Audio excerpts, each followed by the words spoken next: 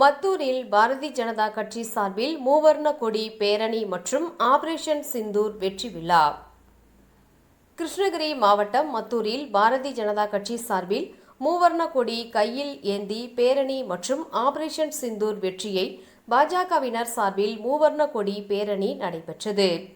நிகழ்ச்சியில் மத்தூர் ஒன்றிய தலைவர் ராஜேஸ்வரி தலைமையில் நடைபெற்ற மூவர்ண கொடி பேரணியில் சிறப்பு அழைப்பாளராக மத்தூர் ஒன்றிய முன்னாள் தலைவர் தாபா சிவா கலந்து கொண்டு கொடி அசைத்து மூவர்ண கொடி பேரணியை துவக்கி வைத்தார்.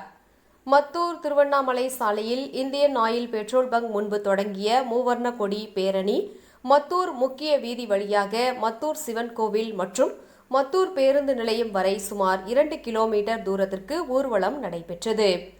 இந்த பேரணியில் கட்சி தொண்டர்கள், பொதுமக்கள் என 200க்கும் மேற்பட்டோர் பேரணியில் கலந்து கொண்டனர். பேரணியின் முடிவில் ஆபரேஷன் சிந்தூரில் உயிர் நீத்த வீரர்களுக்கு மெழுகுவர்த்தி ஏந்தி மௌன அஞ்சலி செலுத்தப்பட்டது. பேரணியில் கட்சி பிரமுகர்கள் பலர் கலந்து கொண்டனர். நிகழ்ச்சியில் மத்தூர் காவல் ஆய்வாளர் பத்மாவதி தலைமையில் போலீசார் பாதுகாப்பு பணியில் ஈடுபட்டனர்.